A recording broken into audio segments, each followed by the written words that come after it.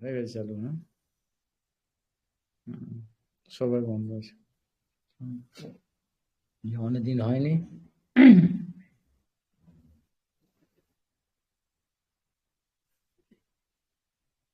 শ্রী চৈতন্য চরিতামৃত আদি লীলা পঞ্চম পরিচ্ছেদ। অনেকদিন বন্ধ ছিল, অনেকদিন পরে আবার ফিরে এলাম।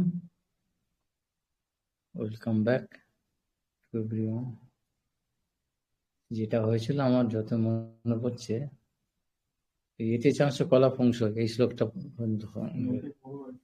হ্যাঁ হ্যাঁ এগিয়েছিল, কিন্তু আমার এখানে দিয়েছে ওটা আরো বলবো বলে, কিন্তু ওটার থাক, এখন পার হয়ে যায়। এই কারণত সেটা নিচে নিচে আছে, নিচে আছে, উপরে আছে, চারদিকে চৈতন্য চৈতন্য আছে। ওইটা আছে, উপরে আছে, বড় প্রচুর চৈতন্য চৈতন্য অনেকগুলো আছে। আচ্ছা, এখান থেকে হচ্ছে ভাগবতের 1:3-28 প্রথম স্কন্ধের তৃতীয় পরিচ্ছেদে 28 নম্বর শ্লোকে ওটা বলছে। হ্যাঁ, যেটা আমার এখানে এতে চাংশ কলা পুংস কৃষ্ণস্তু ভগবান স্বয়ং ইন্দ্রারি ব্যাকুলং লোকং মৃহান্তি যুগে যুগে। এটা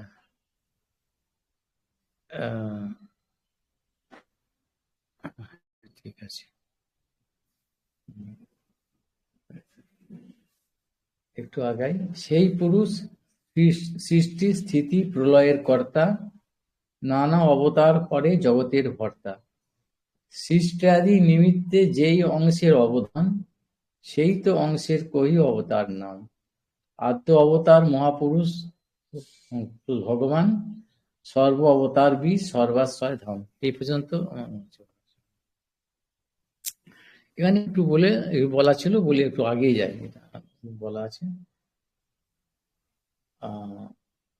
এখানে বলছেন সংকর্ষণ তত্ত্বে মানে ভগবানের দ্বিতীয় শরীর যে বলদেব সমস্ত সৃষ্টি আদি যে সমস্ত কার্যের জন্য ভগবানের দ্বিতীয় শরীর সংকর্ষণ তত্ত্ব, তিনি সেই ভগবানই তার দ্বিতীয় শরীর, যেরকম বলদেব তিনি নিত্যানন্দ প্রভু হয়ে যে এসেছিলেন, সেই নিত্যানন্দ প্রভুর ব্যাখ্যাটা করছেন যে সংকর্ষণ কারণোদক সাই, গর্ভোদক সাই, ক্ষীরোদক সাই আর পয়াব্ধি সাই শেষ।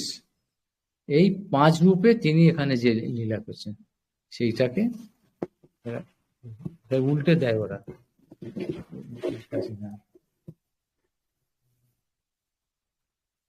আচ্ছা, সেইটার কথা বলতে গিয়ে এখানে যে প্রথম পুরুষ আদ্য অবতার যে সংকর্ষণ মহাবিষ্ণু, তিনি যখন অবতীর্ণ হলেন, সেই কথাটাই এখানে বলছে যে কারণটা কেন, কিভাবে। এখানে কিছু ইন্টারেস্টিং, কিছু গুরুত্বপূর্ণ কথা আছে, এখানে কিছু ক্রিটিক্যাল, খুব আনন্দপূর্ণ রসপূর্ণ এখানেও আছে, বুঝতে পারলে কিন্তু খুব ক্রিটিক্যাল ব্যাপার, কিন্তু এখানে বোঝে যে কোনো গল্প নয়, একেবারে বিজ্ঞানসম্মত। যাই হোক, সেটা বলছি এবার। সেই জন্য এই শ্লোকটা এখানে বলে দিল যে তিনি এটা বলছিলেন যে তিনি ওই সংকর্ষণই, অর্থাৎ কৃষ্ণের দ্বিতীয় শরীর সংকর্ষণ, তিনি হচ্ছেন নিত্যানন্দ প্রভু হয়ে এসছেন। আর সমস্ত অবতারের যাবতীয় সৃষ্টি স্থিতি প্রলয় ইত্যাদির কাজের মূল হচ্ছেন তিনি। আর এই সৃষ্টির জন্য তিনি অবতীর্ণ হন পুরুষ অবতার রূপে। সেই মহাবিষ্ণু রূপে তিনি যে সংকর্ষণ, যে মূল সংকর্ষণ, মহাসংকর্ষণ, এগুলো বলেছিলাম। যিনি যে নারায়ণ হয়ে আছেন তার বিলাস বৈকুণ্ঠতে, সেখানে চতুর্ভুজ আছে, বাসুদেব, সংকর্ষণ, প্রদ্যুম্ন, অনিরুদ্ধ। সেখান থেকে যে মহাবিষ্ণু তিনি অবতীর্ণ হচ্ছেন কেন, সেইটা এবার আসছে। অবতীর্ণ হয়ে তার প্রথম অবতারের নাম হচ্ছে কিনা কারণোদক সাই তিনি, এটা বলছে সেই। আর হ্যাঁ, এই শ্লোকটা বললো কেন ভাগবতের না, এইগুলো যখন ব্যাখ্যা করছিলেন, আগে কোনো বলেছিল ভালো করে, ব্যাখ্যা করতে গিয়ে সাধারণ মানুষ এগুলো মনে করতে পারে না, বুঝতে পারে না, ভুলে যায়, আর যেটা শোনে সেখানে থাকে, বাকিগুলো ভুলে যায়। সেই জন্য এখানে ওই উগ্রসভা বা সুত গোস্বামী যখন শৌনকাদিদের বলছিলেন, ওই সমস্ত অবতারের সঙ্গে কৃষ্ণের নামটা বলে দিয়েছেন, বলে তখন চমকে গেছেন। এরা তো ভাববে একই কৃষ্ণ। কৃষ্ণ বলল না, কৃষ্ণস্তু ভগবান স্বয়ং। তার নামটা এখানে আছে বলে সব জায়গাতেই তার নাম থাকতে পারে, তিনি ছাড়া কেউ নেই, তাঁরই সবকিছু, সেজন্য নাম থাকে, কিন্তু তিনি হচ্ছে স্বয়ং ভগবান। এটা এখানে প্রমাণ করে এবার তারপরে আবার ফিরে আসছেন ওই কারণ, সে কারণোদক সাহিত্যে কি বলছেন না, সেই পুরুষ সৃষ্টি স্থিতি প্রলয়ের কর্তা, নানা অবতার করে জগতের কর্তা।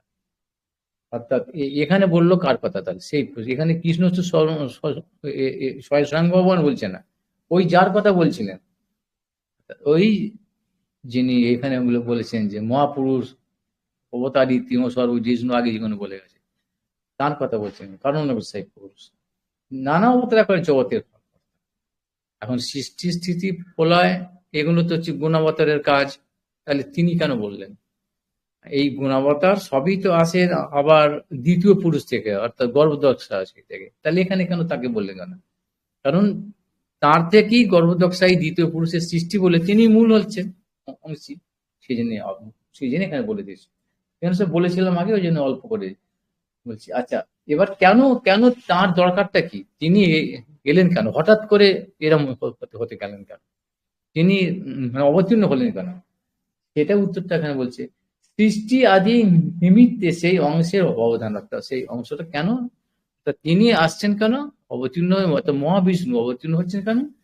সৃষ্টি আদি মানে সৃষ্টির সঙ্গে সঙ্গেই সৃষ্টি আদি বলে, মানে সৃষ্টি, সৃষ্টি করলে তার স্থিতি চাই, মানে পালন করতে হবে, আর পালন করতে তার ধ্বংস আছে, এই তিনটে একসঙ্গে। একটা বললি সৃষ্টি আদি মানে সৃষ্টি স্থিতি প্রলয়, এই তিনটে এখানে, এই কারণেতে তিনি আছেন। সেই জন্য সেই তো অংশের কহি ওই অবতার নাম। সেই জন্য ওই যে অংশ, তিনি হচ্ছেন কে? অংশ কেন, কার অংশ? ওই স্বয়ং ভগবান যে বললো তার অংশের, অংশকে তো বলছে কলা, ওই তিনি অংশ, তিনি প্রথমে প্রথম অবতীর্ণ হলেন এখানে অংশ রূপে, তারই এত ক্ষমতা। এবার বলছে কি, আরো একটি ব্যাখ্যা করছেন, আদ্য অবতার মহাপুরুষ ভগবান, সর্ব অবতার বীজ সর্বাশ্রয়। আদ্য অবতার মানে আদি অবতার, মানে প্রথম যিনি অবতীর্ণ হচ্ছেন মহাপুরুষ ভগবান, মানে কে হচ্ছেন? ওই ভগবান, ভগবান বলতে এখানে ওই বৈকুণ্ঠ আদিপতি নারায়ণ, অর্থাৎ বিষ্ণু, মহাবিষ্ণু। এগুলোই বোঝার জিনিস আছে।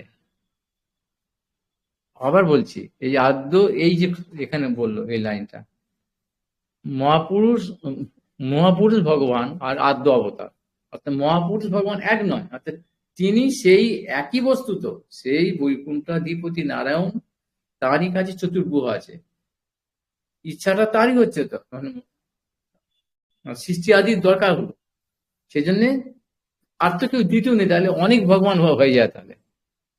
এটা তাহলে এইখানেই মানুষ গণ্যগোল হবে, এখানে অপসিদ্ধান্ত ভুল হয়ে গেল। ভগবান একজন, তার অংশ, তার অর্থাৎ তিনি তার অংশ, মানে সে তিনি হলেন, তো তার আঙুলটা ছুলো একটা একজনকে, সেটা সে তিনি হলেন, তো কিন্তু আঙুলটা তিনি নয়, আবার তিনি, এই এই তত্ত্বটা এখানে বল, এই জন্য এখানে একসঙ্গে এই লাইনটা বলে দিল, সেই তো অংশের কই তো অবতার না, প্রথম লাইনটা। আবার তারপরে বলে দিল অবতার, আবার বলছি আদ্য অবতার মহাপুরুষ সর্ব অবতার বীজ সর্বাশ্রয় ধাম,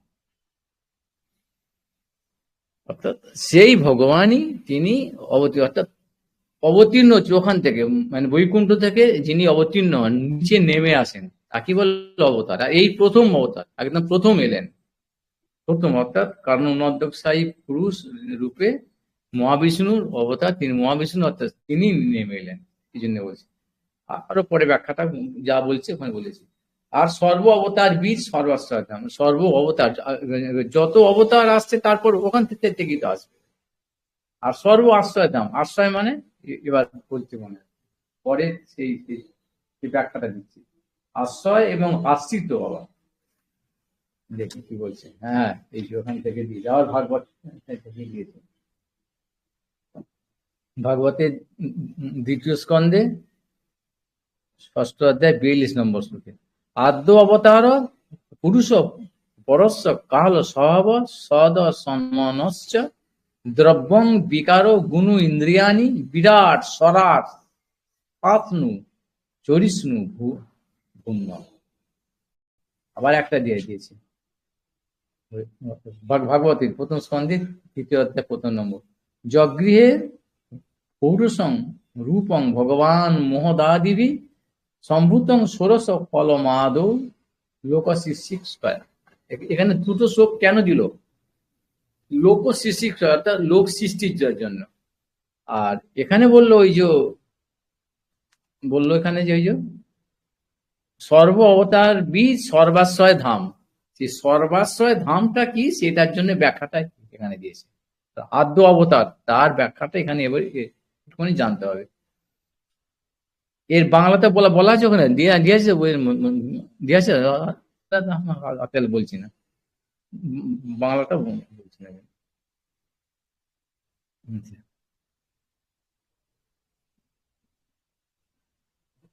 মানে এখানে বলতে চাচ্ছি যে সব দিক দিয়ে তিনি অবতার, তিনি অবতার, প্রথম অবতারই, কিন্তু অবতারই কিন্তু সেই স্বয়ং শ্রীকৃষ্ণ, তাকে ভুললে হবে না। তিনি সমস্ত দিক দিয়ে, সব কিছুর দিক দিয়ে, স্বরূপে শক্তিতে সমস্ত দিক দিয়ে, রূপে গুণে লীলার মধ্যে তিনি হচ্ছে, কিন্তু তাঁর সমান হতে পারে না, একটু কম। অবতার মানে শক্তিতে গুণে একটু কম হবে এটা বলে। এবার কি বললেন না, সমস্ত আশ্রয় আদ্য অবতার পুরুষ। এবার কিরকম ভাবে আদ্য অবতারটা কেন বললো? এই দুজন গর্ভোদশায়ী, আর গর্ভোদশায়ী থেকে আবার ক্ষীরোদশায়ী হচ্ছে, কিন্তু এরাও তো এখান থেকেই আসছেন, বলছেন আদ্য অবতার। এই একটা কারণ, আর একটা কারণ আছে এখানে বলে দিল এই যে কি না, ওই কাল স্বভাব, এই যে কাল ও স্বভাব সদসৎ মনস্ত দ্রব্যং বিকার গুণ ইন্দ্রিয়ানি বিরাট স্বরাট শাসন চরিষ্ণু। অর্থাৎ ইন্দ্রিয়ানি মানে আচ্ছা এগুলো বলছি, গুণ মানে সত্য রজতম 3টে গুণ, ইন্দ্রিয় মানে একাদশ ইন্দ্রিয়, পঞ্চ জ্ঞানেন্দ্রিয়, পঞ্চ কর্মেন্দ্রিয়, তার অধিপতি মন, একাদশ ইন্দ্রিয়। তার সঙ্গে হচ্ছে কি কাল স্বভাব সৎ অসৎ মন, অর্থাৎ মত তত্ত্ব। সৎ অসৎ মানে হচ্ছে ওই আমাদের কি বলে পঞ্চ মহাভূত, পঞ্চ তন্মাত্র। এর মধ্যে আবার বিশেষ আছে যে কাল ও স্বভাব আর হচ্ছে প্রকৃতি, সদ অর্থাৎ প্রকৃতি, এই 3টে হচ্ছে শক্তিরূপ অবতার। শক্তি অর্থাৎ তিনি যখন অবতীর্ণ হচ্ছেন, আগে বলে দিল, এখানটা মনে রাখতে হবে যে কেন ওই যে সৃষ্টি আদি নিমিত্তে যেই অংশের অবদান, অর্থাৎ অবদান মানে কারণ, যে সৃষ্টি আদির জন্য তিনি অবতীর্ণ, কারণ সে সৃষ্টির উপযুক্ত জিনিস নিয়ে তো আসতে হবে। একটা কোনো কাজ করতে আসছে, তাকে তো সেই কাজের মধ্যে ইলেকট্রিশিয়ান আসছে, তাই ইলেকট্রিক যন্ত্রপাতি নিয়ে আসতে হতো। রাজমিস্ত্রি আসছে বাড়ি করতে, তাতে রাজমিস্ত্রি যন্ত্রপাতি নিয়ে আসতে হতো। তাহলে এখানেও বলছে তিনি যখন সেই তার কারণটা কি, অবতীর্ণ হওয়ার কারণ হচ্ছে সৃষ্টি আদি। সৃষ্টি আদির কারণ কোনো সেই যন্ত্রপাতি নিয়ে আসতে হবে। সে কি দিয়ে সৃষ্টি হবে? সেটি বলছে কিনা প্রকৃতি চাই, আর গুণ চাই, আর কাল স্বভাব। সেই জন্য এক কথা বলে কি এর কি শক্তি অবতার, শক্তি অবতার। আর আর কি বলছে না, বাকিগুলো কি না কার্যরূপ অবতার। কার্য কাকে বলে? কার্য মানে কারণ, যেটা ফলটাকে বলে। কোনো একটা কিছু হলো, তার ফল, কোনো ফলটার নাম হচ্ছে কার্য, আর যে জন্য ফলটা হচ্ছে তার নাম হচ্ছে কারণ। যে হেতু যেটা হচ্ছে, এটা ভালো করে সব জেনে রাখতে হয়। কার্যকারণ সম্বন্ধে আমরা এসব মানুষ গুলিয়ে গুলিয়ে ফেলে। শুধু খুব সহজ উপায় হচ্ছে ফলটাকে বলছে কার্য, আর ফল যে জন্য হচ্ছে হেতুটাকে বলছে কার্যকরণ সম্বন্ধ। হলো আমরা ভাবি কার্য কি একটা কি কাজ করছে, ওটা হচ্ছে কার্য, ওটা কার্য নয়, ওর যে ফলটা হলো সেই ফলটার নাম হচ্ছে কার্য, আর ওটা করছে ওটা হচ্ছে কারণ, এই কারণ সম্বন্ধ। এই যে বললো তাহলে এখানে শক্তি অবতার অর্থাৎ এই প্রকৃতি আছে সঙ্গে, কাল সময় আর স্বভাব, এগুলো হচ্ছে শক্তির অবতার। আর কার্য অবতার হচ্ছে এইগুলো সে বাকিগুলো। মত তত্ত্ব মানে মন তত্ত্ব আগে ব্যাখ্যা করেছি। মত মানে কি বলে, মন অর্থাৎ সমষ্টি, আর ব্যষ্টি সমষ্টি ব্যষ্টি, আর ব্রহ্মাণ্ড সমষ্টি ব্রহ্মাণ্ড সমষ্টি জীব, সমস্ত গুলো তার মধ্যেই সুভাবে ছিল, আর সেগুলোই তিনি এবার প্রকাশ করছেন। এই হচ্ছে ব্যাপার, এটার নাম হচ্ছে কার্য এক কথায়। আর সেগুলো কি কি কি কি দেখা দেখা যাচ্ছে কি করে, যে মত তত্ত্ব, মত তত্ত্ব মানে হিরণ্য গর্ভ যেখানে জীব সমষ্টি করে, আর কি পঞ্চভূত পঞ্চমহাভূত ক্ষিতি অপ তেজ মরুদ বোম উপাদান নিমিত্ত কারণ এই যেগুলো আছে, আর তার ক্ষিতি অপ তেজ মরুদ বোম, আর রূপ রস শব্দ, যে শব্দ গন্ধ স্পর্শ, যে তন্মাত্র, এগুলো ওখানে আছে, এর নাম মহাতত্ত্ব। আর এই পঞ্চমহাভূত, তার সঙ্গে অহংকার তত্ত্ব আছে, অহংকার এর উপরে। এবার সত্য আদি গুণ, সত্য রজতম গুণ, আর একাদশ ইন্দ্র বাঘ পানি পাদ পায়ু, বাঘ পানি পাদ পায়ু উপস্থ, আর চক্ষু কোন নাসিকা ত্বক, এগুলো। আর এদের রাজা হচ্ছে মন, এই হচ্ছে একাদশ এটা। আর সমষ্টি শরীর, এই এরপরে আবার অবশ্য বলেছে ওই পরের শ্লোকটাতে যে ষোড়শ কলা, যে ওখানে ওখানে বলবো সমষ্টি শরীর এগুলো নেই। তারপর স্বরাট, স্বরাট সমষ্টি সমষ্টি, আর স্থাবর আর জঙ্গম, এই যে স্থাবর জিনিস আছে তো, পর্বত গাছপালা আর জঙ্গম, যারা চুতে হতে পারছে এরকম প্রাণী, প্রাণী বা এই ভূত পঞ্চভূত এইগুলো নেই। এই সবগুলো হচ্ছে, এইগুলো হচ্ছে কি না কার্যরূপ অবতার, মানে এগুলোকে অবতীর্ণ করাতে হচ্ছে তো। মানে এই অবতার কেন বলছে অবতীর্ণ, এইগুলো ওনার মধ্যে সূক্ষ্ম ভাবে ছিল, এগুলোকে আনতে হচ্ছে তো, এগুলোকে প্রকাশ করতে হবে। প্রকাশ মানে ফল, প্রকাশ যেটা দেখতে পাচ্ছি হাতে হাতে, সেই জন্য বলছে কার্য, কার্য অবতার, এরাও অবতার। এগুলো আগে ছিল না, কিন্তু প্রলয়ের সময় ধ্বংস হয়ে গেছিল, কিছু ছিল না, এগুলো ধনের সঙ্গে আসছে, যার জন্য বললো আদ্য অভাব। এখানে বলেছেন আদ্য অবতার পুরুষ পরস্য বলে, কাল স্বভাব সদসন মনশ্চ দ্রব্যং বিকার গুণ ইন্দ্রিয়ানি বিরাট স্বরাট ভাগবত থেকে এই জন্য দিয়েছে, এই ভাগবতের শ্লোক এরকম ব্যাখ্যা আছে। না জানলে শুধু মানে বললে কিছু হবে না, বলে খুব ইন্টারেস্টিং জিনিস এগুলো বিজ্ঞানসম্মত। সেই জন্য বলে আদ্য অবতার, কেন না ওইটা যে এই সমস্ত তিনটে পুরুষেরই তিনি আদি বলে, প্রথম আসছেন বলে ওখান থেকে বৈকুণ্ঠ থেকে, সেই জন্যে। আর তার সঙ্গে সঙ্গে এইগুলো তার শক্তি অবতার আর কার্য অবতারও তার সঙ্গে অবতীর্ণ হচ্ছে সব, হলো এইটা। এবার বলছে যে পরের শ্লোকটা, যগৃহে পৌরুষং রূপং ভগবান মহদা দিবি, অর্থাৎ এগুলো যে বলছে যে ওইটাকেই বলছে যে যেগুলো এখানে বলা হল যে ষোড়শ কলম, ষোড়শ কলা মানে ওইগুলো রূপং ভগবান মোহদা দেবী, মোহদা মানে মোহ তত্ত্ব ইত্যাদি ইত্যাদি, মোহ তত্ত্ব যেগুলো মোহ তত্ত্ব এখানে বলা হলো। অর্থাৎ মোহ তত্ত্ব কি একাদশ হিন্দু 24টা তত্ত্ব, ওই চক্ষু কোন জীবন নাসিকা ত্বক রূপ মানে কাল গুণ কর্ম, এগুলো নিয়ে মোহ তত্ত্ব বল যাও। দিয়ে এবার ষোড়শ কলা মাধ্যমে, ষোড়শ কলার মানে 16টা তার প্রধান গুণ থাকবে। কি 16টা গুণের মধ্যে বলছে ওগুলো ওই ওই একাদশ ইন্দ্রিয় আছে তার মধ্যে, আর কি পঞ্চমহাভূত, এটা নিয়ে হচ্ছে ষোড়শ কলা সম্ভূতং ষোড়শ কলমাদৌ লোক সৃষ্টি করে, কেন লোক সৃষ্টির জন্য। একাদশটা ইন্দ্রিয় বলা হলো বারবার, আর 5টা মহাভূত ক্ষিতি অপ তেজ মরুদ, এটা 16, এর মধ্যেই সবগুলো, এগুলো বললেই সব এর মধ্যে তো গুণ আছে, সত্যবাদী গুণ আছে, আর উপাদানের মহৎ তত্ত্ব এগুলো নিয়ে হচ্ছে, এই কার্যরূপে প্রকাশ হচ্ছে আগের শ্লোকে বলে দিল, এবং দুটো শ্লোক দিয়ে এখানে ব্যাখ্যা করে দিল যে তিনি যে অবতীর্ণ হলেন কেন না সৃষ্টির জন্য, সৃষ্টিকরা এখানে বললো ওই এরকম ভাবে না স্থূল, অর্থাৎ এই যেগুলো এখানে বললো কি কার্য কেন না, আগে তো দেখা ছিল না, আগেও ছিল এগুলো কিন্তু সূক্ষ্ম ভাবে ছিল, প্রকাশ হয়নি তো, সূক্ষ্ম সেখান থেকে স্থূল রূপে প্রকাশ হচ্ছে, স্থূল রূপে এখানে প্রকাশ করলেন বলে সেই জন্য নাম হচ্ছে তিনি আদি অবতার, এগুলো আগে ছিল না। আবার প্রলয়ের সময় আবার এখানে সব সূক্ষ্ম ভাবে সব একটার পর একটা ফোল্ডারের মতো সব ঢুকে ঢুকে যাবে, আবার চলে যাবে, আবার তিনি এরকম ভাব এইভাবে প্রকট করবেন, যার জন্য ভালো হলো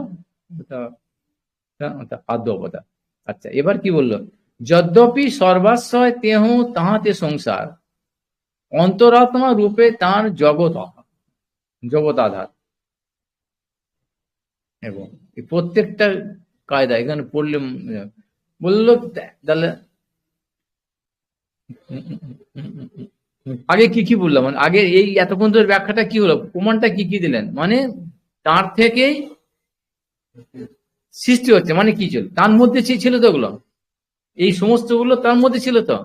আগে এখানটা কি কি বললো, যদ্যপি সর্বাশ্রয় তেহ তাহাতে সংসার, তিনি সবার আশ্রয় তার মানে, আর সবাই সবার আশ্রয় মানে আশ্রিত হয়েছিল সব, কিন্তু তিনি সেখানে আশ্রয় ছিলেন, আর এগুলো সব আশ্রিত হয়েছিল, যদিও সমস্ত সবাই তাহাতে সংসার, অর্থাৎ সংসারটা তার মধ্যে ছিল, তাহলে কি হচ্ছে অন্তরাত্মা রূপে তার জগৎ।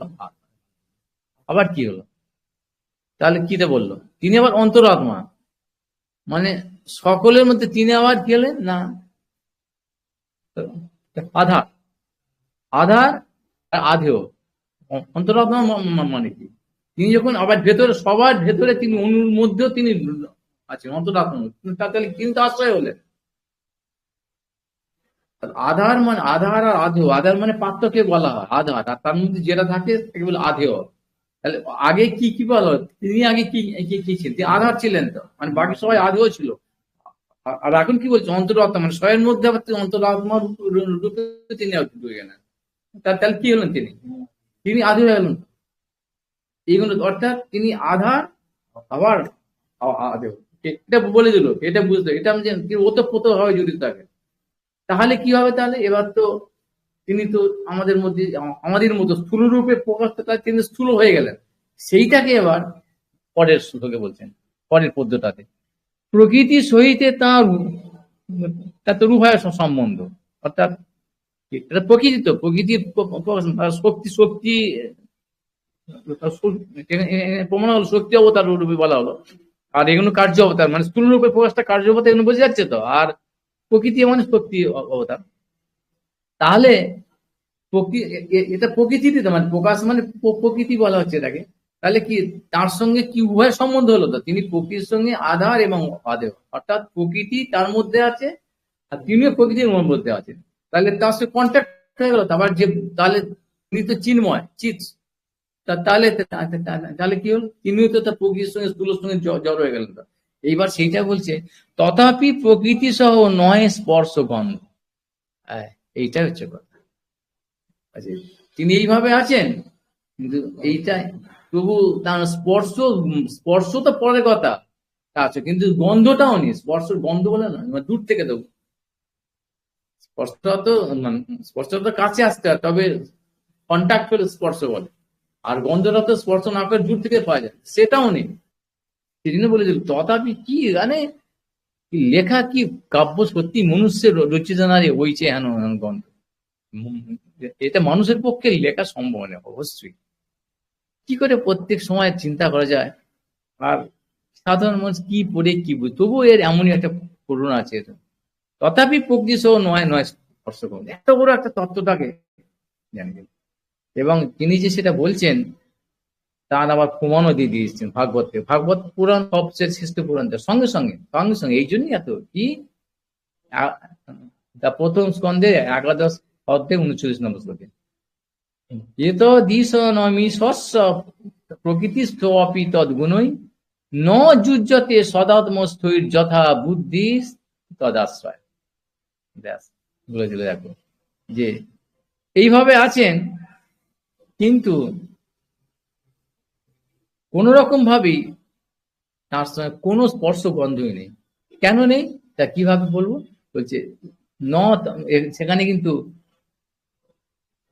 বুদ্ধি সেখানে প্রবেশ করবে না। তুমি বুদ্ধি দিয়ে সেটাকে বিচার করতে পারবে, মানে যুক্তি তর্ক সেখানে এইভাবে হবে না। সেই জন্য এখানে বলি অচিন্তা ফলু যে ভাবা ন তাং তর্কে যোজ হয়।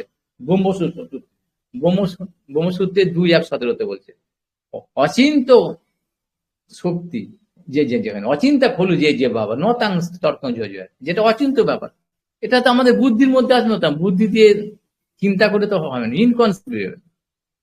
এটা বুদ্ধিতে তো আমাদের তো এই ক্ষুদ্র একটু, আমরা তো এর মধ্যে কত ধুলিকণার মতো নয়, তাহলে আর এত। আর শুধু ব্রহ্মাণ্ড কি, কোটি কোটি ব্রহ্মাণ্ড আছে। এটা বলছে আমাদের সম্বন্ধে এই, এখানে পরে পরে বলছে আবার যে এর চাইতে বড় আবার কোটি গুণ বড় আছে। এটা আমাদের যে ব্রহ্মাণ্ড, এরকম অনন্ত কোটি এরকম ব্রহ্মাণ্ড আছে। তাহলে তার মালিক তিনি সৃষ্টি করছেন, সেখানে আমাদের বুদ্ধি এই বুদ্ধি দিয়ে আমরা কি করতে হবে, সেই জন্য অচিন্ত ব্যাপারটা। ওই জন্য এখানে ভাগবতের মধ্যে বলে দেন ওইখানে ওই বুদ্ধি প্রয়াস করে কূট তর্ক করতে করতে যাও না। ফল হবে না, কিন্তু ফল হবে, বিষ হবে, শুধুমাত্র লাভ হবে না কিছু। সেই জন্য এইটা হচ্ছে, দেখো বলে দিল এইভাবে হচ্ছে, তো এইগুলো হচ্ছে তো ঠিক, এইভাবে সৃষ্টি স্থিতি প্রলয় সব তো হচ্ছে, তো আবার সৃষ্টি হচ্ছে। তাই বহুবার যারা এখন তোমরা যেটুকু বুঝতে পারছো এগুলো হচ্ছে, কিন্তু কিভাবে হচ্ছে সেইটি এখানে বলে দিল। এখানে তোমাদের ওই কুট কুট কুট কচালি করতে যাই যেমন, ওখানে হবে না, ওখানে এই বুদ্ধি দিয়ে হবে না তোমাদের, এটা বলবো। আবার এটার জন্য শুধু ভাগবতই বলে, ভাগবত কি বলে, ভাগবত জানে না, কিন্তু গীতাতেও আছে পুনঃ পুনঃ। এই মতো গীতাতেও পুনঃ পুনঃ কয় সর্বদা ঈশ্বর তো অচিন্ত শক্তি। গীতাতে পুনঃ পুনঃ দুটো শ্লোক দিয়ে দেবে। নবম নবম অধ্যায় দেখবে, গীতা নবম অধ্যায় 4th আর 5ম 4-5 নম্বর শ্লোকের মধ্যে ভিডিও দিয়েছি। স্বয়ং স্বয়ং ভগবান বলছেন ময়া ততমিদং সর্বং জগদব্যক্ত মূর্তি না মৎস্থানি সর্বভূতানি ন চাহং তেস অবস্থিত। এটা একটা 4 নম্বর নবম অধ্যায়। আর 5ম যেটা বলছে ন চ মৎস্থানি ভূতানি পশ্চমে যোগন মহিশ্বরাম ভূত ভিন্ন চ ভূতস্থ মমাত্মা ভূত ভাব। এটাতে বলছে যে অচিন্ত শক্তি, যে ভগবানের যে ক্ষমতা, আমাদের যে চিন্তা করার ক্ষমতা নেই, সেখানে তোমরা এই বুদ্ধি দিয়ে বিচার করতে চাইছে। ভগবান বলছে আমার এরকম ময়া তত্ত্বমিদং সর্বং জগৎ অব্যক্ত মূর্তি। অব্যক্ত মূর্তি, আমি সর্বত্র অব্যক্ত রূপে আছি, সমস্ত আমার মূর্তি আছে সর্বত্র, সব জায়গাতে আমি আছি।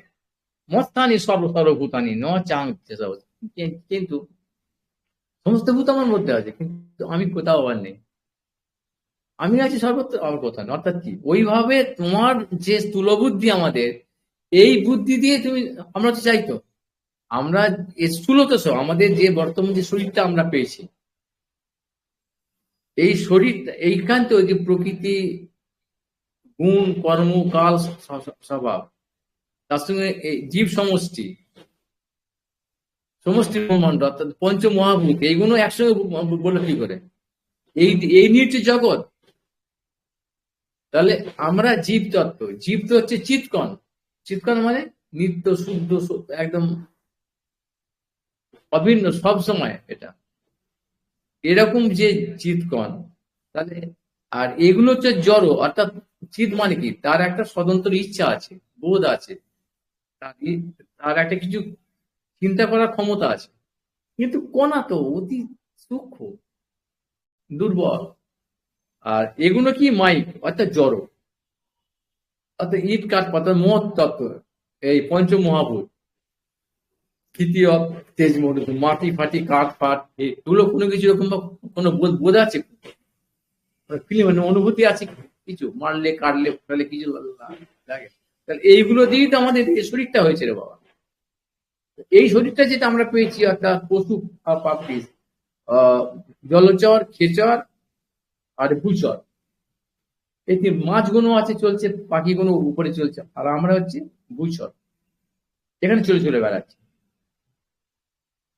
আর আর স্থাবর একটা আছে, গাছপালা ইত্যাদি, এটা চলতে পারে কিন্তু প্রাণ আছে ওদের, চেতনটা ওখানে চাপা আছে।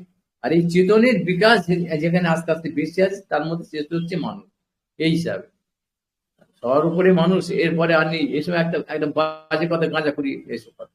যে চেতনের বিকাশ হিসাবে এই জীবের ওই যে শরীরটা আমরা পেয়েছি, অর্থাৎ কেন পেয়েছি সেটা ওখানে বলে দিয়েছে। গুণ কাল কর্ম সব, অর্থাৎ পূর্ব জন্মে, বহু জন্মে, মানে অনন্ত কাল ধরে গুণ হিসাবে, গুণের সঙ্গে যে সম্পৃক্ত হয়ে আমরা যে সময় এবং কাল, কালের কাল মানে কি চেঞ্জেবল, সবসময় ফ্লেক্সিবল, কাল সবসময় সবসময় সবসময় স্রোতের মধ্যে চলছে, স্থির নেই, মানে পরিবর্তনশীল।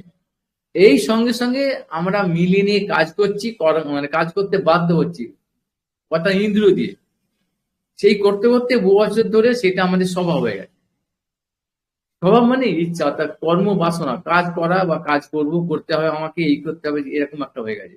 ওই নিয়ে আবার যখন এই শরীর কাল, এই গুণ কর্ম স্বভাব কাল, এই প্রকৃতির জন্য এই যে পঞ্চভূত দিয়ে একটা করে শরীর পাচ্ছে, গাছপালা পশু পাখি সবাই পাচ্ছে, এটা তো ড্যামেজ হচ্ছে, ক্ষয় হচ্ছে। তো জন্ম, স্থিতি, বৃদ্ধি, ক্ষয়, ধ্বংস, পাঁচটা অবস্থা সব সমস্ত এখানে। কারণ এটা জড় দিয়ে তো আমরা এমনই সম্পৃক্ত হয়ে গেছি, আমরা এই শরীরটাকেই ভাবছি, আমরা সবাই গাছপালা পশু পাখি, আমরা মানুষও সব দেবতারা ভাবছি। এটাই এখানে বলল যে আমরা তো এই জড়ীয়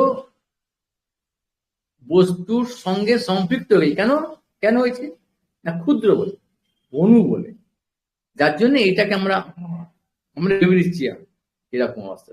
মানে এটা কার্য, অর্থাৎ ওইগুলোর কার্য অর্থাৎ প্রকাশিত হয়েছে, এটা প্রকাশ অর্থাৎ দেখতে পাচ্ছি আমরা, একে বলে ব্যক্ত, ব্যক্ত হয়েছে। আর ভগবান কিরম বললেন, তিনি অব্যক্ত রূপে আছেন, তার এরকম জড়ীয় শরীর না, মানে তারও শরীর আছে বলছে। আমি ভগবান আঙুল দিকে বলছি আমি, মানে তার আর একটা শরীর আছে, কিন্তু সে শরীরটা চিন্ময়। পার্থক্যটা কি হলো, আমরা তারই সেই শক্তির একটা অংশ, অনন্ত শক্তি দেই, একটু আগে বলে দিল, তার অনন্ত শক্তি, অনন্ত সবকিছু, মানে কোনো শেষ নেই তার। আর আমাদের কি মায়া, মানে কি মিয়তে অনয়, অর্থাৎ মাপা যায়। আর মাপা মানে কি, একটা শেষ আছে, তো একটা আয়তন আছে, জীবের ভৌগোলিক একটা অবস্থান আছে, একটা ওয়েট আছে, মাপ আছে, সব দিক দিয়ে আয়াম, মানে দৈর্ঘ্য প্রস্থ লম্বা চওড়া বা ভৌগোলিক ভাবে একটা অবস্থান, একটা আমাদের একটা সবকিছু একটা লিমিটেশন আছে। লিমিটেড কোম্পানি সবই হচ্ছে লিমিটেড কোম্পানি, আনলিমিটেড নয়। যার ফলে এই লিমিটেড কোম্পানিকে একটুখানি এখানে আছে, এই দিয়ে আনলিমিটেড কি করে কি করবো, ইনফিনিটি যেটা অব্যক্ত বস্তু, তাকে কি করে আমরা ধরবো, এটা পুরোপুরি অপসম্ভব। সে ভগবান হচ্ছেন কিনা, তিনি হচ্ছে চিন্ময়, তার সমস্তটা হচ্ছে চিৎ স্বরূপ, অর্থাৎ এই জড়ীয় বস্তুর সঙ্গে কোনো সম্পর্ক নেই। জড়ীয় মানে এগুলো যেটা বললো মহৎ আদি, অর্থাৎ এই পঞ্চ মহাভূত ইত্যাদি ইত্যাদি, কাল গুণ সর্বদা। আমরা এই ভোগ বাসনার ফলে জীব এইরকম ভাবে সম্পৃক্ত হয়ে গেছে এইগুলোর সঙ্গে, এবার ভাবছে যে আমি এইটা। কেন সম্পৃক্ত হয়েছে না, এইগুলো কন্ট্যাক্ট না হলে এইরকম ভাব জড়ীয় বস্তুকে ভোগ করবে, জড়ীয় বস্তুকে ভোগ করতে গেলে জড়ীয় ইন্দ্রিয় চাই, সেজন্য হাত পা আমরা সব মনটাও আমাদের জড়ীয়, নালে মিলে। কিন্তু ভগবান তো সে না, তিনি তো গুণ কাল কর্মের বশ নয়, তার পরম দুঃখী তিনি। এই সমস্ত কিছু তিনি হচ্ছেন কি নিয়ন্ত্রণ, মানে নিয়ন্ত্রণ করে, কন্ট্রোল করে। নিয়ন্ত্রণ আবার কিরকম ভাব, তিনি স্বয়ং তার এই অংশের অংশ ফলা, তিনারা সব। তাহলে তিনি কিরকম ভাব ব্যাপার, তাহলে সেই ভগবানকে আমরা কিভাবে এখানে থেকে এই বদ্ধ অবস্থাতে এইরকম আমাদের যাদের এই মতি বুদ্ধি এরকম কর্মবাসনা নিয়ে শরীর একটা মানে ভোগ করতে বাধ্য হচ্ছে, শরীর পেতে বাধ্য, আর শরীর ছাড়তেও বাধ্য আমরা রাখতে পারি। শরীরের ড্যামেজ ক্ষয় হচ্ছে বা বৃদ্ধি হচ্ছে, আমরা কি আটকাতে পারছি? অনেক চেষ্টা করছি, আবার ছাড়তে হচ্ছে। কিন্তু বলছে আমার শরীর, তাহলে আমিটাকে, সেইটা হচ্ছে সেই জীব। এই যে জীবের কর্ম বাসনা, কর্ম ফলেই তারা আবার কি করবে, ওই ওই ওই আছে পরে পরে আগে সব জায়গায় যে এই এটা দিয়েছে কেন না, ওই শাস্ত্র সৎসঙ্গের ফলে এই তত্ত্বটা জানতে পারলে তবে তারা এখান থেকে মুক্ত হতে পারে। এই জন্য সৃষ্টি। তাহলে অনেকে বলে সৃষ্টি করেছে কি ভগবানের নিজের ভোগের জন্য, তার নিজের উল্টো পাল্টা পাগল চাগলরা বলে, কিন্তু জীবেরই মঙ্গলের জন্য, না হলে তো এই সুযোগটা পাবে না জীব। এই শরীর পেয়েছে, ইন্দ্রিয় আদি পেয়েছে, মন বুদ্ধি পেয়েছে, শাস্ত্র পেয়েছে, শাস্ত্রের সঙ্গে সাধু সৎসঙ্গ দিয়েছে ভগবান। এবং তিনি নিজে কি করছেন, সাধুর মধ্যে তিনি অবস্থান করছেন, সাধুর হৃদয়ে তিনি অবস্থান করছেন। কি এই শাস্ত্র রূপে তিনি যে প্রকাশিত আছেন, সাধুর মুখ দিয়ে তিনি স্বয়ং সেখানে মানুষের পক্ষে সম্ভব নয় এগুলো, মানে জীবের কারণে তার তো ক্ষুদ্র। সেই জন্য এইগুলো শুনে যদি কোনো জীব এইভাবে চলে, এই জ্ঞানটা নিতে পারে, তাহলে তাহলে কি হবে, তার মঙ্গল হবে, এইখান থেকে মুক্ত হতে পারে। এই তিনটে তত্ত্ব যদি কেউ জানতে পারে, এরা আগে বলে দিয়েছেন আগেতে, আগে এখানে, হ্যাঁ এই যে এখানে একন্তু মহত ষষ্ঠী দ্বিতীয়ং তণ্ড সংস্থিতম তৃতীয়ং সর্বভূতসং তানি জ্ঞাতা বিচ্যতে। যে এই তত্ত্বগুলো জানতে পারে যে তিন পুরুষ রূপে তিনি এসেছেন সৃষ্টি করার জন্য জীবে, তাহলে যে জানতে পারবে সে এখান থেকে মুক্ত হবে, অর্থাৎ এই মায়ের গ্রাস থেকে, এই জন্ম মৃত্যু, অর্থাৎ এখান থেকে সে মুক্ত হবে। অর্থাৎ এটাকে জানতে হবে, এটা না জানলে হবে যতই পাকামো করো না। অর্থাৎ খুব সহজ ব্যাপার, এইভাবে যে সৃষ্টি হচ্ছে তিন পুরুষ, এইভাবে একটুখানি বলে যাক। এইবার সেটাকে একটু আরেকটু যে ব্যাখ্যা করছে, ওটা কি বললো, যে এত কথা বলা মানুষ এত তো বুঝতে পারবে না, মানে যে গুরুত্বপূর্ণ কথা, ছোট আমাদের বুদ্ধি, ছোট খুবরি, ছোট আধার, এইসব এত বড় কথা নীতি নিতে পারে, সেই জন্য বারবার বারবার বলছে। গীতা তো এই মতো, গীতাতেও পুনঃ পুনঃ মানে বারবার, একবার বলে সে ভুলে যাবে, ওই ছেড়ে দেয়, পুনঃ পুনঃ হরের নাম হরের নাম হরের নাম কেবলম কলৌ নাচতে নাচ, এরকম বারবার বারবার বলেছে। তবে যদি আমাদের মাথায়, তাহলেও তো ঢুকছে না। যদি ঢুকতে পারে, সর্বদা ঈশ্বর তত্ত্ব অচিন্ত শক্তি আছে, ঈশ্বর তত্ত্ব যে অচিন্ত শক্তি গীতাতে পুনঃ পুনঃ বলছে, সেইটা কি এবার ওই গীতার শ্লোক যে দুটো বললাম, নবম অধ্যায়ের 4 আর 5, তারই এবার ব্যাখ্যা করছেন এখানে। আমি তো জগতে বসি, জগৎ আমাতে, না আমি জগতে বসি, না আমায় জান। ওই যেটা বলে চলেছে ওই যে এই শ্লোকটা, হ্যাঁ, এ তো দিশ নমি শস্য প্রকৃতিস্থ অপি তদ্গুণই ন যুজ্যতে সদানমস্তে যুর্যতা বুদ্ধিস্তদশা, এরকম বলে যে আধার, আধার এবং তিনি আধার রূপে এবং আদৌ রূপে তিনি আছেন সব জায়গায়, কিন্তু না, হ্যাঁ কেন না, সেই ব্যাখ্যাটা বোঝা যাচ্ছে তো, কেন না সেই জন্য আমি এতগুলো বললাম। যেটা জড়ীয় প্রকাশ, আর জ্বরের সঙ্গে জীব হচ্ছে চিত, জীবের কন্ট্যাক্ট হয়ে গেছে, যে তার সঙ্গে সম্পৃক্ত হয়ে গেছে জীব, এবং সেই অবিদ্যার সঙ্গে মায়াতে ভুলে গেছে, যার ফলে জীবের এই বদ্ধ দশা হয়েছে। কিন্তু ভগবান তো এরকম নয়, এবং জীবের যে বললাম জন্ম কর্ম ইত্যাদি বাধ্য, কেননা কর্ম করেছে, সে কর্ম বাসনা, কর্মভোগ, কর্মফল চাচ্ছে, ভোগ করতে চাচ্ছে, আমি আমার এই বাসনার জন্য তাকে বাধ্য হতে, সেই জন্য সেই কর্ম অনুযায়ী শরীরটা পাচ্ছে, শরীর পাচ্ছে, সেই মধ্যে বুদ্ধিও পাচ্ছে, সঙ্গ, সবকিছু, সব ওই কাল গুণ কর্ম সব মানি তাই। সেই মতো যে মতো শরীর, সে মতো তার পজিশন, স্ট্যান্ডার্ড, এবং পরিবেশ পরিস্থিতি, আত্মীয় পরিজন, বাবা মা বন্ধু বান্ধব, সবকিছু, শত্রু মিত্র, সবকিছু কর্মফল কথা ঠিক করা আছে। এক আশ্চর্য বিশাল একটা কর্মকাণ্ড। কিন্তু ভগবান তো, তিনি তো হচ্ছেন মানে, তাহলে কি হলো, কি কি অঙ্কটার উত্তরটা কি দাঁড়ালো, কি সিদ্ধান্ত হলো? যে যে জীব, একটা পয়েন্ট কি হলো না, জীব কিন্তু এই জড় নয়, অর্থাৎ এই যে পঞ্চমহাভূত, জীব এরকম নয় কিন্তু, এটা আলাদা। জীব হচ্ছে চিৎকণ। আবার একটা কি হলো না, জীব অণু, অণু বলে সে কি এই ইচ্ছা করছে বলে সে এই কর্মফল বাধ্য, যে কর্ম করতেও বাধ্য আর কর্মের ফল ভোগ করতেও বাধ্য। আর আর ভগবান কি, তিনি হচ্ছেন অণু নয়, চিৎকণ, সমস্ত কিছুর আধার, মূল উৎস। সেজন্য তিনি নিয়ন্ত্রণ, এই সমস্ত কিছুর মায়ার প্রকৃতির সমস্ত কিছু তিনি নিয়ন্ত্রণ করেন। তাহলে তিনি কর্মফল বাধ্য নয়, সেজন্য তিনি অব্যক্ত, তিনি, তার শরীর আছে এবং সর্বব্যাপী, অর্থাৎ তিনি ওই যে বললাম ভৌগোলিক ভাবে মায়া মানে কি বললেন, একটা জায়গা তার বদ্ধ থাকবে, মাপ থাকবে, লিমিটেড। লিমিটেশন, ভগবান কিন্তু আনলিমিটেড, ইনফিনিট। এটা আমাদের মাথাতে আসবে না তো, এইটুকু জিনিসটা কি করে এত বড় জিনিসটা, এই জন্য বললো অচিন্ত এই ব্যাপারটা। এই জন্য তিনি বললেন যে তিনি এইভাবে অব্যক্ত রূপে আছেন। আর তার শরীর কিন্তু আমাদের মতো শরীর না, আমাদের মতো মন নয়, আমাদের মতো, অর্থাৎ জড়ীয়, জড়ীয় সঙ্গে আমরা সম্পৃক্ত, কিন্তু আমরা শুদ্ধ চেতন, শুদ্ধ জীব, তারা কিন্তু এরকম না।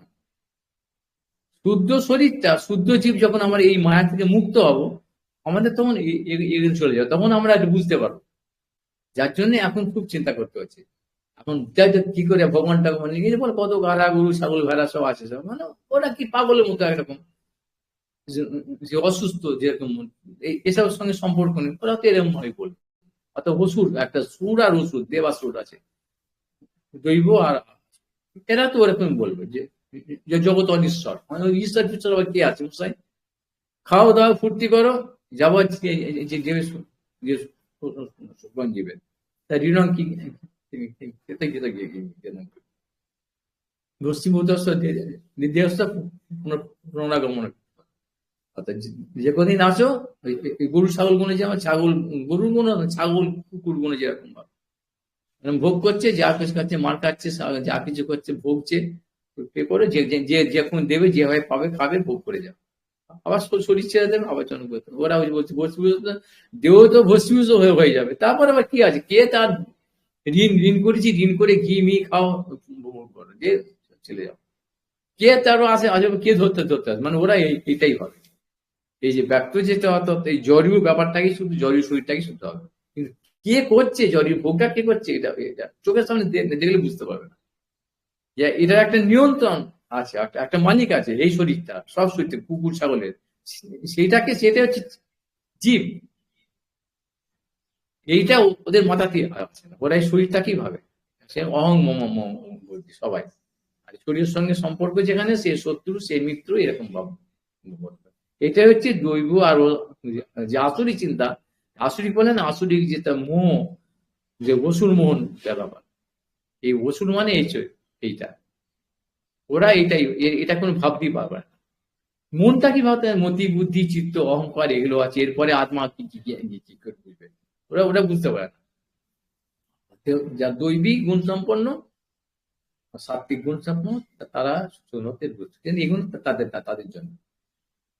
ভগবান সে ব্যক্ত অব্যক্ত বলা হলো, ভগবান সেরকম আমাদের মতো জীবের মতো কর্মফল বাধ্য নয়, কারণ এই জন্যই, অর্থাৎ এটা আবার কেন, এখানে কেন বললাম, যে এখানে যে বলছি যার সঙ্গে কোনো সম্পর্ক নেই, জড়ীয় মানে কেন, সেই ব্যাখ্যাটার জন্য বললাম, যে এই কারণেই তার সঙ্গে এই প্রকৃতি বা মাইক, এই জগতের ব্যাপ্ত জগতের কোনো সম্পর্ক নেই। তিনি আছেন যেরকম বাতাস, এই যে আকাশ, আকাশ তো একটা, এই পঞ্চ মহাভূতির মধ্যে তো একটা তো, আকাশের সঙ্গে কি এই সম্পৃক্ত আছে নাকি এই কোনো কিছু ধুলোবালি, সে তো কোথায়, কে তাকে ধরবে, এগুলো মাথার মধ্যে চিন্তার মধ্যে আসে না। আকাশের মধ্যে সবই তো ঘুরছে তো, কিন্তু এরকম আকাশটা কিন্তু জড়ীয়, আর ভগবান তাকে একটা আমরা বোধ করতে পারছি, ভগবান জড়ীয় না, আকাশটাও জড়ীয়, ভগবান আদৌ সেই জন্য এরকম, কিন্তু একটা উপমা দেয়া স্থল, আকাশটা বৃহৎ, অনন্ত, অসীম, কিন্তু এটাও কি না জড়ীয়। এইটাই যদি অসীম আমরা মন বুদ্ধি দিয়ে একে ধরতে না পারি, বুঝতে না পারি, দেখতে না পারি, স্পর্শ করতে না পারি, ছুঁতে না পারি, ধরতে না পারি, আমরা ধরতে চাই না, তাহলে আবার বাতাস তাই। বাতাস কারোর সঙ্গে আছে কোনো, এই যে গন্ধ বলছে, গন্ধের সঙ্গে সম্পর্ক, বাতাস বয়ে যাচ্ছে ওর ওর ঘাটের চাউল, গন্ধটা বয়ে আবার চলে গেল, বাতাসটা ফ্রি হয়ে গেল, মুক্ত হয়ে গেল। সে সেরকম ভাবে মানে কোনো সময়ের জন্য, সাময়িক সময়ের জন্য কোনো গন্ধ, সুগন্ধ বা দুর্গন্ধ বাতাসের উপর ভর করলো, তাহলে বাতাসটা খারাপ হয়ে গেলে এরকম না। বাতাস নির্লিপ্ত। এরকম যদি এই জড়ীয় বস্তু যদি এরকমই হয়, তার মধ্যে যদি এই ক্ষমতা থাকে, নির্লিপ্ততা গুণ গুণ থাকে, তাহলে ভগবত তত্ত্ব কিরকম ব্যাপার? সেটাই বলছে, আমি তো জগতে বসি, জগৎ জগৎ আমাতে, হ্যাঁ, নামই জগতে বসি, নামাই জগতে বসি, অচিন্ত ঐশ্বর্য এই জানিও আমার, এই তো গীতার অর্থ কইল পরপরচা, অর্থাৎ অচিন্ত, এই বললো অচিন্ত, ইনকনসিকুয়েন্ট, এই ঐশ্বর্য অর্থাৎ বৈভব বিভূতি, এটা তোমাদের মাথাতে হবে না। তা ও অর্জুনকে বলছে এটা অচিন্ত, এটা এটা নিশ্চিত ভাবে যায়, জানো, জানিও আমার, এই তো গীতার মানে গীতাতেও এটা বলেছে। এবার আবার বলছে, সেই সেই আবার প্রসঙ্গতে আসছে, সেই তো পুরুষ যার অংশ ধরে নাম, অর্থাৎ প্রসঙ্গ শেষ করছেন এখানে এবার দিয়ে, প্রমাণ দিয়ে, এত প্রমাণ মানে জানতে জান, এখানে সব নিয়ম আছে, যারা জানা জানে তার বুঝতে পারে, শ্লোক কোন আর কি, এত প্রমাণ দিচ্ছে পর্ব, তাও জানতে হবে, শেষ হয়ে যাচ্ছে, শেষ, একটা সিনেমা শেষ হয়ে যাচ্ছে, তার যারা জানে তারা বুঝতে পারে, যে কোনো উপন্যাস বা সিনেমা, কোনো গ্রন্থ, এবার এবার এটা তার শেষ ব্যাপার, ওইটা হলো মানে, এবার তাদের সমাধান মানে শেষ, এই প্রসঙ্গটা শেষ শেষ করছে, সেই তো পুরুষ যার অংশ ধরে নাম, চৈতন্যের সঙ্গে সেই নিত্যানন্দন, অর্থাৎ এই যে পুরুষের কথা বলা হতে কি না, কারণ সে পুরুষ বা আদ্য অবতার বা প্রথম পুরুষ যাই বলো না কেন, মহাবিষ্ণু অবতার, তিনি তো অংশ, আবার সেই ভগবানের অংশ তিনি মাত্র, আবার সেই তিনি কে নাই বলতে যাচ্ছে, চৈতন্য চৈতন্য বলতে গিয়ে নিত্যানন্দ তত্ত্ব বলছেন, যে সেই পুরুষ যার কথা এতক্ষণ বলা, সেই হচ্ছে নিত্যানন্দ প্রভু। একে তুমি চিনতে পারছো না, তাহলে তুমি যদি এইগুলোই বুঝতে না পারো তোমার মতো, নিত্যানন্দ প্রভুকে তুমি তোমার তো তোমার মতো, তিনি এসেছেন, তিনি তিনি আসতে কেন, যিনি অব্যক্ত তিনি ব্যক্ত হতে পারে, ব্যক্ত অব্যক্ত ভাবে থাকতে পারে, সূক্ষ্ম স্থূল হতো, কিন্তু স্থূল যে যে স্থূলের সঙ্গে সম্পর্ক আছে, সে তো সব, সে তো তাকে আমাদের মাথায় না, না স্থূল তো সূক্ষ্ম, আর সে তো সূক্ষ্ম ধ্বংস হয়ে যাবে তো, স্থূলকে যদি তুমি সূক্ষ্ম হতে, সে ধ্বংস হয়ে গেল, ওটা ধ্বংস হলো, আর ওকে পাওয়া যাবে না। স্থূল বলে স্থূল সূক্ষ্ম হতে পারে, স্থূল সূক্ষ্ম হতে পারে পারে না, স্থূলকে যদি সূক্ষ্ম করতে, তাহলে ধ্বংস, হয় গুঁড়িয়ে ফেলতে হবে, তাহলেও থাকবে তার ওই গুণ থাকবে, আর পুড়িয়ে ফেললে তার অ্যাসেস থাকে, ছাই ছাই বর্ষ হবে না, পুড়িয়ে ফেলো আর যাই যাই যাই যাই যাই করো, আর বাকি সেটাকে আর তুমি আর ওইভাবে ফিরে আনতে পারবে না, ওই যে একবার ধ্বংস হয়ে গেল। তাহলে এইটাকে এই কি হলো, স্থূলকে, তার স্থূল সূক্ষ্ম এটা নয়, কিন্তু ন্যায়, কিন্তু সূক্ষ্ম, সূক্ষ্ম বস্তু তিনি সব জায়গাতে আসতে পারে, যেখানে সর্বত্র, সর্বত্র সর্বদা, এবং সব জায়গায় তিনি, সব জায়গায় সব সময়ের জন্য সব জায়গাতে আসেন, অব্যক্ত, তিনি প্রকট হতে পারেন, তার ক্ষমতা আছে, কিন্তু প্রকট হলেন মানে আবার তিনি আবার অপ্রকট হয়ে যেতে পারেন, এই ক্ষমতাটা জীবের সেটা নেই, সেইটাই বলবো। সেই জন্য তিনি তার সেই অংশ রূপে তিনি ওই জগৎ সৃষ্টি বলছে, এবং তাকে পালন করতে হবে। আগে বললাম আমরা, সৃষ্টি মানে তার সঙ্গে পালন আর ধ্বংস ইনক্লুড, সেই জন্য পালনের জন্য, ধর্ম স্থাপনের জন্য বহু কাজ আছে, ওই কাজ সব কোনো নিয়ে অবতীর্ণ হয়েছেন, সেই জন্য সেই পুরুষ আবার এই ব্রহ্মার একদিনে এইভাবে আসে, সে অবতীর্ণ অনেক অবতার আসে, এই ভগবান স্বয়ংও আসেন, সেই সেই অবতারের সঙ্গে কৃষ্ণের নামও আছে, যে যে বলে কৃষ্ণকে ওই অবতার ভুল করো না, সেই জন্য তিনি এসেছেন বলে তার দ্বিতীয় শরীর নিত্যানন্দ প্রভু তিনি এসেছেন, এইগুলো আগে জানো, তবে চৈতন্য চরিতামৃত কি ব্যাপারটা আছে নাক গলাতে যেও, তাহলে মহাপুর সম্বন্ধে উল্টো পাল্টা একটা একটা পড়ে বুঝে গেলে এরকম হবে অবস্থা। মহাপুর সম্বন্ধে কিছু বলতে গেলে, কথা বলতে গেলে এইগুলো আগে জানো,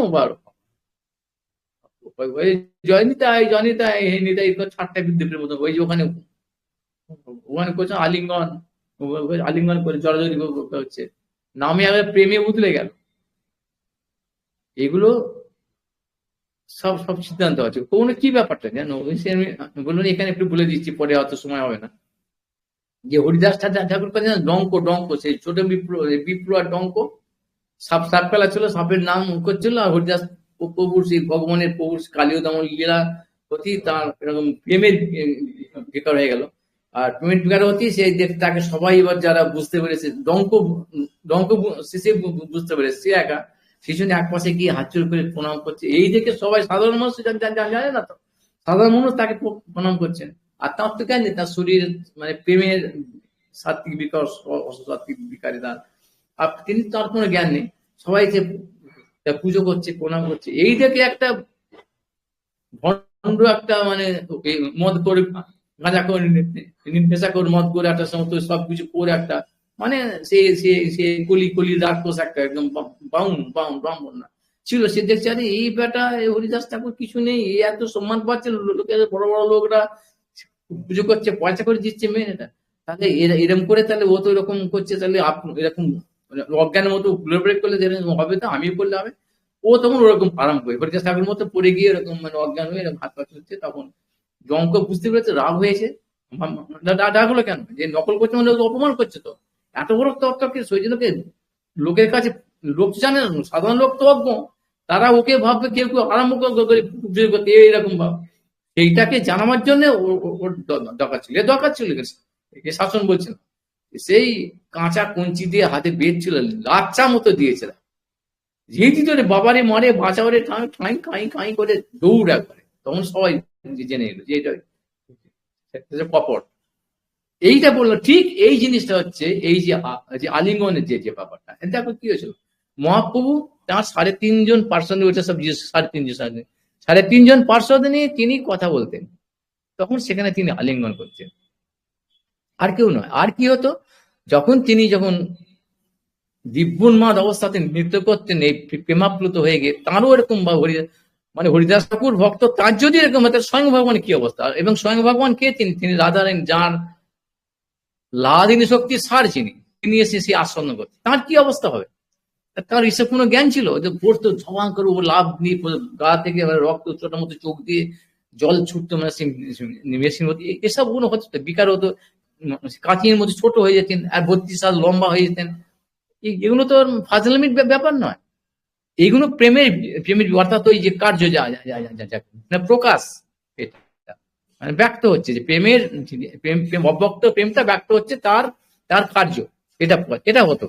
তা ওই অবস্থাতে মহাপুর দেখে যারা থাকতেন তাদের ওই অবস্থা হতো। এবার ওইটা কি মানে মহাপুর যখন নৃত্য রাসস্থলী চরম ব্যাপার, তো রাস মানে কি, এবার রাসের মধ্যে কি যখন সবাই তো সময় জাতীয় একরকম, তো ওই প্রেমাপ্লুত হয়ে আছেন। এবার কৃষ্ণ যখন রাস ছেড়ে বেরিয়ে গেলে বিরহ, যে বিরহ উন্মাদ অবস্থাটা, বিরহ মানে আমাদের কষ্ট, ওটা ওটা বলছে আরো আরো আনন্দের, মানে ওই আনন্দের একটা দিব্য উন্মাদ যে আনন্দ, বিরহটা কষ্ট, ওরা সেই যে তখন ওরা সমজাতীয় মানে নিজেদের মধ্যে গলা ধরে, তুই এরকম যেরকম একজন কোনো দুঃখ পেয়েছে, বাবা মা মরে মরে গেছে, আর একজন এসে ওইরকম সমজাতীয় হলো কোনো কিছু, কেউ কারোর সন্তান কেউ মরে গেছে, তখন তার কি জড়িয়ে ধরে কান্নাকাটি করে, মানে অবলম্বন চায়। তাদের ওই অবস্থাতে, ওই চরম অবস্থাতে প্রেমের তাদের কোনো এইসব মানে বাহ্যিক যে এই জড়ীয় শরীর বা পরিবেশ, কে কোথায় কিরম অবস্থা আছে, কি ভাবছে, এসব কোনো তাদের কোনো জ্ঞান নেই। এই অবস্থাতে তারা আলিঙ্গন করছেন, আর সেইটাকে এই সব বদমাইশ যে দলগুলো, অসভ্য দলগুলো, আমি এই ভাষাগুলো এখন এখন বলছি, সেই জন্য বলতে আমি চাই না, আমার লজ্জা হচ্ছে এবং আমার সেই সঙ্গে কষ্ট পাচ্ছি। কিন্তু এদের যেরকম ডঙ্ক যেরকম বা লাঠি দিয়ে পিটিছিল না, এদের না পেটালে মানুষ সাধারণ মানুষ তো বুঝবে না, তারা ওইটা তাতে কি হয়েছে বাবা আলিঙ্গন করছে, বেশ তো ওরা করে, ওরা ওই বদমাইশ তো ওরা, এই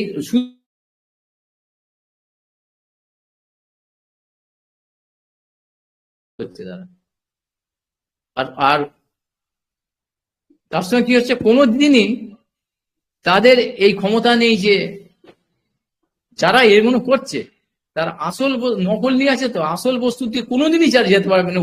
ওদের যারা সঙ্গে যারা ওকে যারা যে অনুকরণ করছে, ওদের এই পথটা বন্ধ হয়ে গেল। আমি গিয়ে এই কথাটা বলে বলে লাস্ট এইটুকুর মধ্যে বলেছিলাম, শেষ কথাটা, যে তোমাদের পরম মঙ্গলের পথটা তুমি এইভাবে তো একদম একদম কেটে বলছো এইটুকু।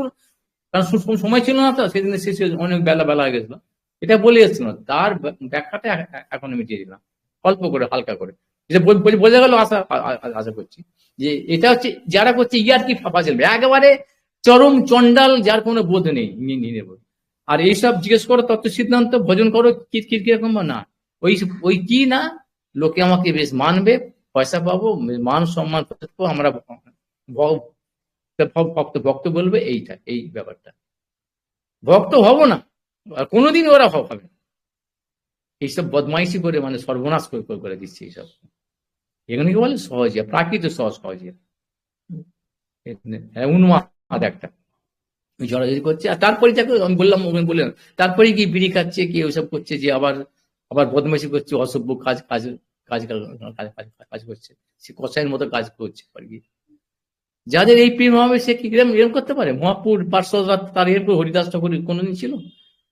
তাদের এই খাওয়া বিচারগুলো নেই, আচার আচরণগুলো ঠিক নেই, আবার তারা আবার কি এইগুলো বলো না। ও এইগুলো থেকে ফোটানি গুণ আছে, বদমাইশি বুদ্ধি কোনো মানুষকে ঠকাবার জন্য আছে। আর যাতে মঙ্গল হবে সেগুলো করো।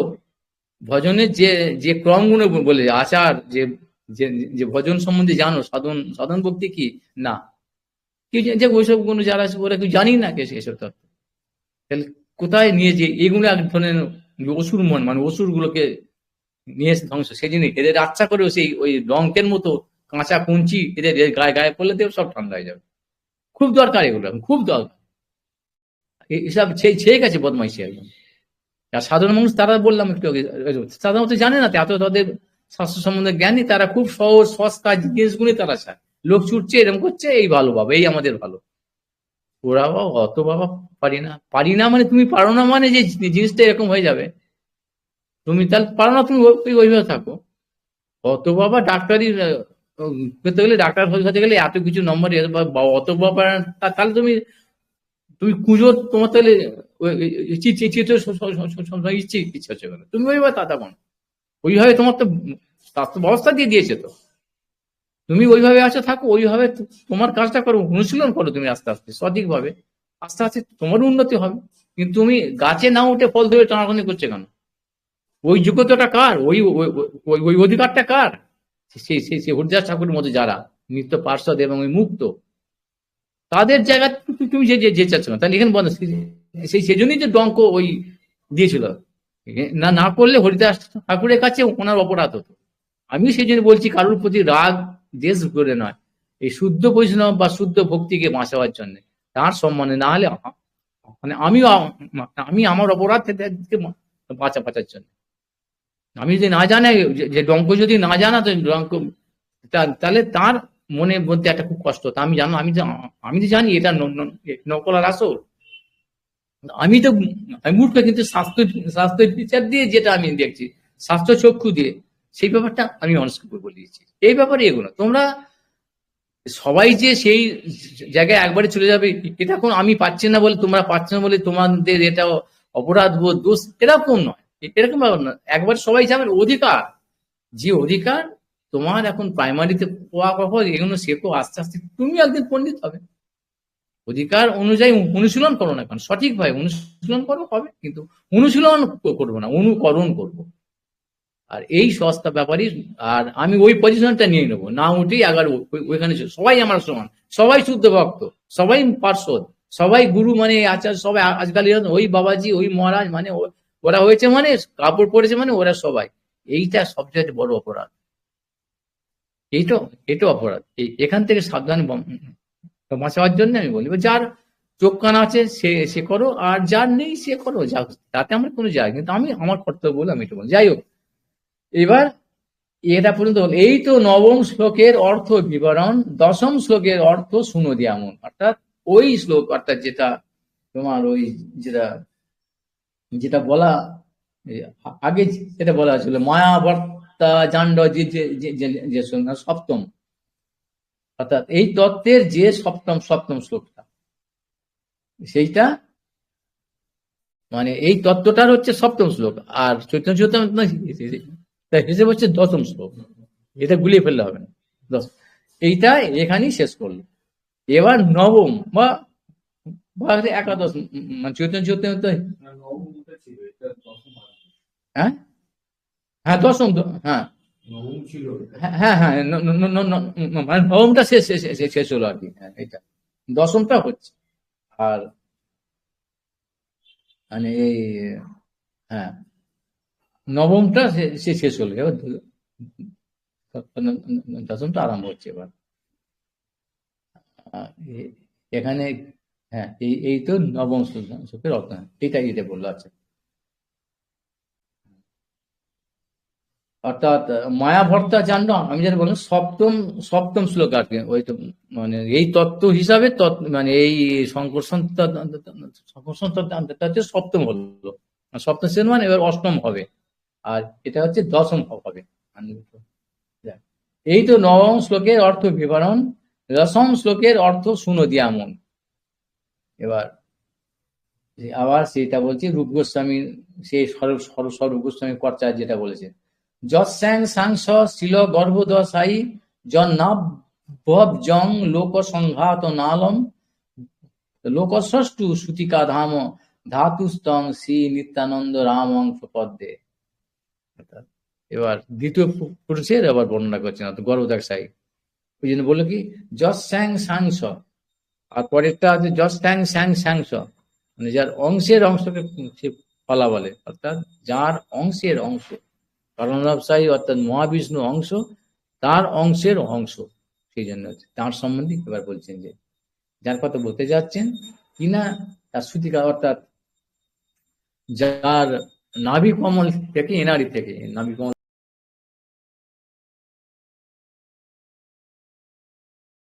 থেকে যে পদ্ম হয়েছে, বোম্বার জন্ম হয়েছে, এবং সমস্ত কিছু মানে ব্রহ্মাণ্ড যত কিছু যা অবতার সবকিছু সৃষ্টি এখান থেকে হয়েছে। তৃতীয় পুরুষ এখান থেকে আসে সবাই। যাই হোক, এটা আবার বলতে যাচ্ছেন আজকে কি পর্যন্ত থাক। এবার বাঞ্ছা কল্পতরুভ্যশ্চ কৃপা সিন্ধু ভৈবচ পতিতানাং পাবনেভ্যো বৈষ্ণবেভ্যো নমো নমঃ। হরে কৃষ্ণ কৃষ্ণ কৃষ্ণ হরে হরে, হরে রাম হরে রাম। জয় সচিনন্দন গৌরী, জয় নিশিমঙ্গল শ্রীহরি, জয় জয় নিত্যানন্দ মহাবিষ্ণু। আজকে এই পর্যন্ত থাক।